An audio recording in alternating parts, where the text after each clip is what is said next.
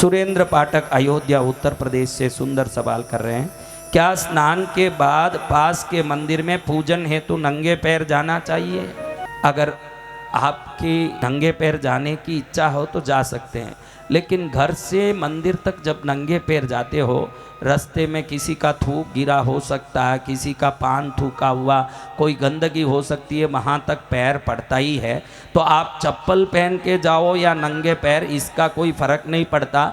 मंदिर के अंदर प्रवेश करने के पहले मंदिर के बाहर पैर धो के अगर जाते हैं तो ये उत्तम प्रवेश है मंदिर के लिए। इसलिए कभी भी किसी भी मंदिर में जाएं, मंदिर के अंदर जाते ही पहले वहाँ कोई भी जल स्रोत हो, नल हो, वहाँ पहले पैर धो लेना चाहिए, उसके बाद ही प्रभु के मंडप में प्रवेश करना चाहिए।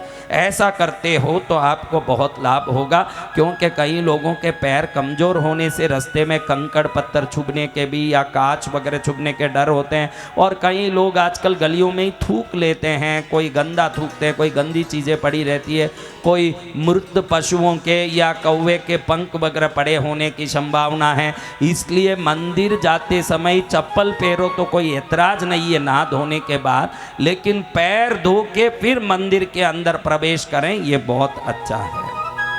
अनुराग अग्रवाल पूछ रहे हैं कि देवों के पुराने वस्त्र और इंसानों के पुराने वस्त्रों का क्या करें? देखो भाई, मैं तो रोज ये बात कहता हूँ कि आप किसी को पुराना वस्त्र देते हो तो अपने अगले जन्म में या इसी जन्म के किसी संकट काल में दूसरों के पुराने वस्त्र पहनने की नौबत को आमंत्रित करते हो। इसलिए कोई भी पुराना वस्त्र हो, आपका हो या देवों का, गणपति को ही पानी में विसर्जित कर देते हैं जब उनका प्राण विसर्जित हो जाता है।